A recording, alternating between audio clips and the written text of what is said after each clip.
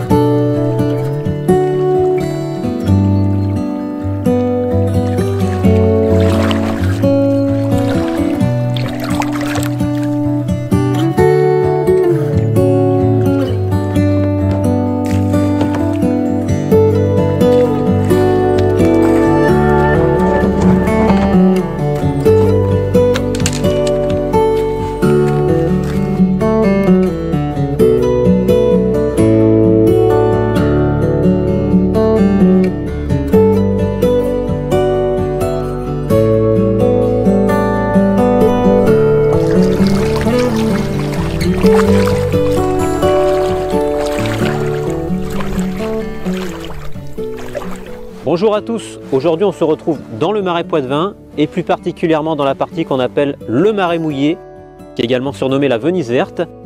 Et je vais vous expliquer ce qu'est une évaille, ce gigantesque réservoir d'eau que l'on a en hiver lorsque le marais déborde. Alors l'évaille n'est pas une inondation, c'est une crue qui est tout à fait naturelle ici dans le marais Poitevin. Le marais Poitevin, comme son nom l'indique, est un marais et de ce fait il récupère les eaux des rivières et les eaux de pluie qui tombent dans les alentours, ce qu'on appelle les bassins versants. Et c'est ce qui fait ce phénomène de crue qui envahit les chemins et les champs pour devenir ce grand lac que vous voyez aujourd'hui. Et donc toute cette eau qui arrive en permanence dans le marais ne peut pas être totalement évacuée vers la mer puisqu'on est vraiment très bas d'altitude ici. On est entre 0 et 10 mètres d'altitude en fonction des endroits du marais Poitevin. Donc cette eau ne peut l'évacuer qu'à marée basse en fait. Et à marée haute, on est obligé de refermer les écluses pour éviter que la mer ne rentre dans les terres du marais. Et pendant ce temps, une fois que les écluses sont fermées, eh bien l'eau s'accumule ici dans le marais. Et le marais remplit son rôle d'éponge, de réservoir d'eau, en stockant toute cette eau, en l'éparpillant sur toute la surface du marais mouillé, pour éviter tout simplement que des vraies inondations aient lieu dans les villages et les villes qui entourent le marais Poitevin. Alors je vous propose d'aller observer de plus près, avec des images aériennes, ce qu'est une évaille. Et vous allez bien vous rendre compte du paysage assez extraordinaire que nous avons à cette période de l'année.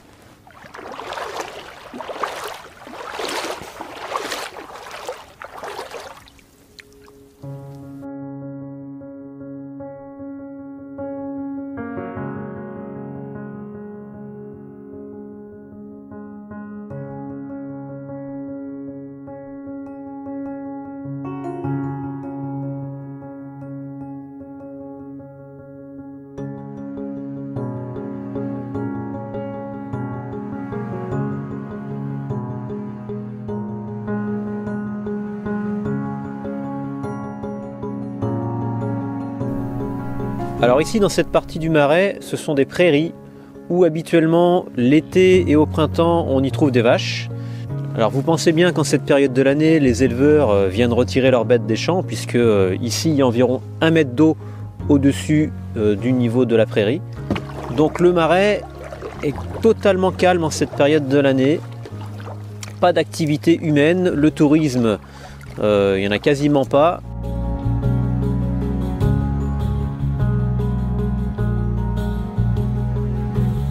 Alors lorsque l'éveil survient, il y a le pour et le contre toujours.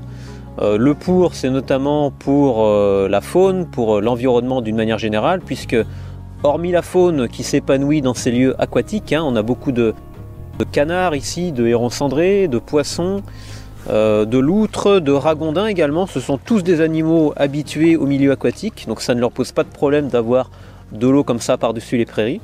Ils s'y accoutument très très bien. On a également, un peu comme le fleuve Nil en Égypte, ce phénomène de dépôt d'alluvions sur les terres qui fertilise les sols et qui justement fait que la terre du Marais ici est réputée, est très bonne terre pour pouvoir la cultiver notamment. Il y a également quelques inconvénients, bien entendu. Les éveils sont plutôt bien maîtrisés dans le Marais Poitevin. Il n'y a pas d'habitation ici, vous voyez, c'est un environnement naturel. Les gens savent qu'ici c'est une zone inondable, donc aucune habitation n'est construite dans les terres du Marais mouillé.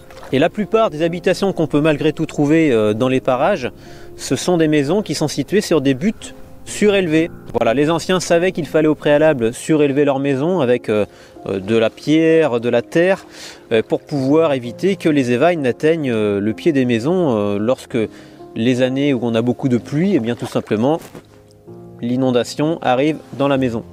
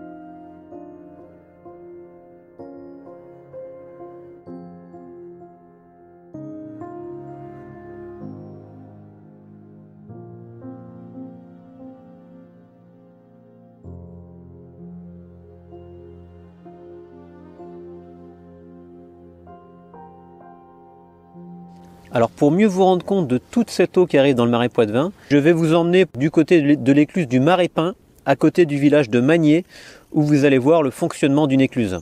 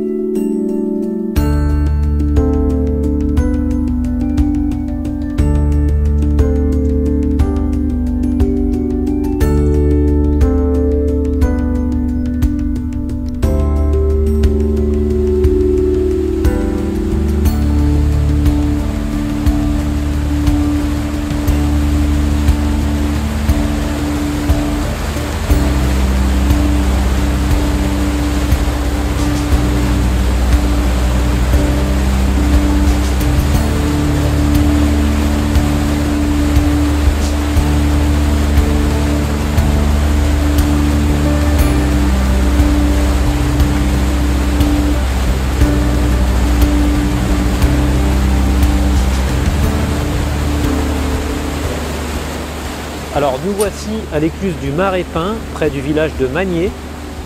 Nous sommes toujours dans le département des Deux-Sèvres. Alors cette écluse dans le Marais Poitevin est assez atypique puisqu'elle comprend en fait trois fonctions. Nous avons tout d'abord une écluse à clapet, 3 clapets pour être plus précis, qui permet de réguler l'écoulement de l'eau dans le Marais Poitevin via la Sèvre niortaise. Alors en été on ferme les clapets pour contenir cette eau en amont de Magnier. Et en hiver, comme c'est le cas actuellement, on essaie d'évacuer toute cette eau vers le village de Coulon qui est à quelques kilomètres d'ici, puis en direction de la mer via la Sèvre niortaise. Alors ces clapets sont gérés électroniquement. Il y a une maison éclusière ici, mais il n'y a plus d'éclusier. C'est géré depuis la ville de Niort, directement par ordinateur. Voilà, on régule le débit des cours d'eau en fonction des saisons et de l'eau que la Sèvre niortaise charrie jusqu'ici. On retrouve également à cet endroit une passe à bateau, avec notamment une écluse qui permet de faire passer les bateaux de l'amont à l'aval de l'écluse. Et enfin, elle est équipée d'une passe à poissons pour permettre le franchissement des poissons migrateurs comme l'anguille, la lauze, la lamproie, le saumon également. Ce qui est original, c'est que cette passe à poissons est équipée d'une caméra qui 24 heures sur 24 filme le passage des poissons. Vous trouverez le lien d'ailleurs en bas de la vidéo si vous voulez voir en direct le passage des poissons. Alors en temps normal, en période estivale, la Sèvre charrie environ 20 mètres cubes d'eau par seconde, mais en hiver, avec l'apport conséquent d'eau dans les parages, ça peut monter jusqu'à 200 mètres cubes d'eau. Donc imaginez toute cette eau qui transite via cette écluse et qui doit donc franchir l'écluse pour aller ensuite dans les terres du Marais Poitevin pour s'éparpiller et créer cette fameuse évaille que vous avez vue tout récemment. Voilà, j'espère que cette vidéo vous aura plu. Quant à moi, je vous retrouve très bientôt sur le blog du Marais Poitevin pour de nouvelles vidéos.